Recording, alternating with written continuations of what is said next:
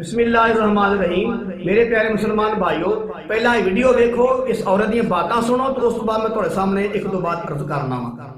जान कुर्बान, दिल कुर्बान, ये है, ये मेरा पुत्र है, ये मेरा पुत्र है, ये मेरा पुत्र है। चारों अगर इमरान खान दहशत गर्द है, चारों दहशत गर्द ने, मेरी मां दहशत गर्द है, मेरा प्यो दहशत गर्द है। छो इमरान खान नू और नवाज शरीफ। जी जनाब, वीडियो देख ली।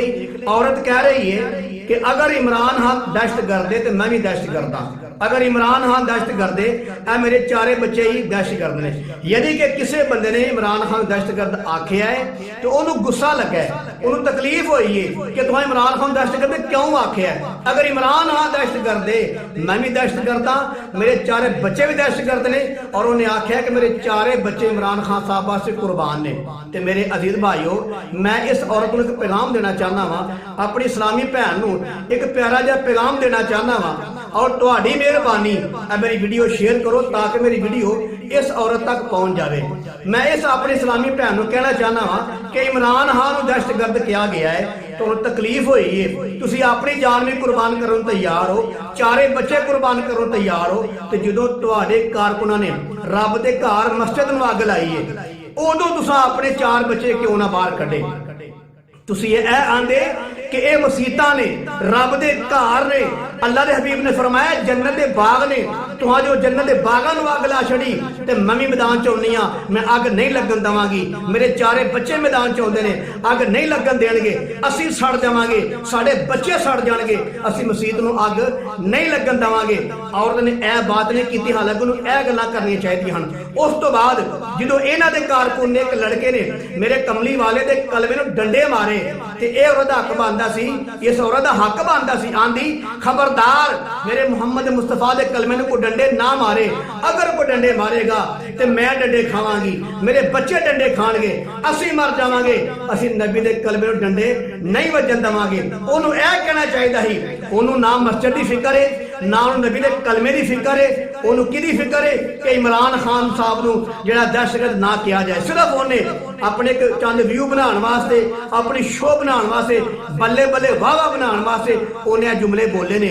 अगर वो दिल के अंदर वाकई सच्ची मुहब्बत इस्लाम दी, मुसलमान होंदी, तो वह मुहब्बत का इजहार मस्जिद के वास्ते इजहार कर दी, वो अपनी मुहब्बत का इजहार कलमे वास्ते कर दी। जो कलमे के नाल ज्यादती हुई है तो कहती खबरदार मैं कुर्बान हो जावांगी, मेरे बच्चे कुर्बान हो जाएंगे, असीं कलमे नूं आंच नहीं आन देवांगे। उन्हें ना मस्जिद की गल की है, ना उन्हें कलमे की गल की है। और एक जगह देखिया कि बड़ा बड़ा प्लाजा है, ਉਹਦੇ ਤੇ नीले शीशे लगे ने, उत्ते लिखिया कलमा ला इलाहा इल्लल्लाह मुहम्मद रसूलुल्लाह। उस कलमे ने भी छोटियां ते डंडे मार के तोड़िया गया। मेरे कमली वाले दे नामे मुकद्दस डंडे मारे गए ने। इस औरत अंदर कोई गैरत दा मादा है वे ते कलमे की गल कर दी, मस्जिद की गल कर दी।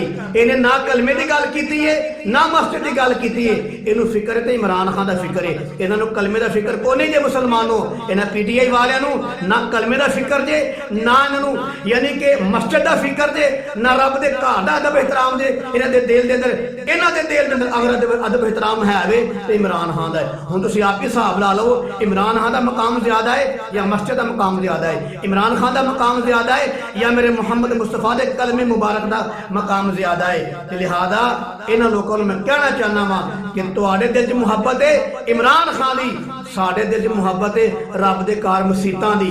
तुहाडे दिल च मुहब्बत है इस आदमी दी जिहदियां गंदियां तो गंदियां वीडियो लीक होंदियां ने, जिहड़ा पाकिस्तान के अंदर इंतशार, तबाही, बर्बादी, नुकसान अग्गा लवा रहा है, फौजियों नूं अग्गा ला रहा है, गड्डियां नूं अग्गा ला रहा है, लोगों का बेड़ा गर्क करता पिया, नुकसान करता पिया। तुहानूं मुहब्बत इहदे नाल है, एक फितना परवर आदमी, इंतशार परवर आदमी और बेड़ा गर्क करवाने वाला पाकिस्तान दा, तुहानूं इहदे नाल मुहब्बत है ते सानूं मुहम्मद मुस्तफा दे कलमे नाल मुहब्बत है। इन्हां लोकां नूं मुहब्बत कोई नहीं दे, इन्हां ने मेरे मुहम्मद मुस्तफा दे कलमे ते डंडे मारे ने। सारी दुनिया वेंदी है पई और इंदा काम अल्लाह दी कसम, दुनिया का कोई भी मजहब है, गंदे तो गंदा मजहब कोई क्यों नहीं है, कोई भी अपने अपने जिहड़ा ओहदा मजहब है ओहदे कोई खास जुमले जिहड़े बनाए ने ओहदी की तौहीन नहीं करदा जो मुसलमानां ने कर छड़ी है। हुण ते इंडिया दे चैनल भी कहण दिया है कि इमरान खान साडा काम करदा पिया कि असीं अज तक पाकिस्तान की फौज नूं गाल नहीं दे सके जिहड़ी इमरान खान दुआ छड़ी। असीं अज तक पाकिस्तान के फौजियों नूं डंडे सोटियां मुक्के गोलियां नहीं मार सके जिहड़ी इमरान खान ने पाकिस्तान की फौज नाल कर छड़िया असीं नहीं कर सके।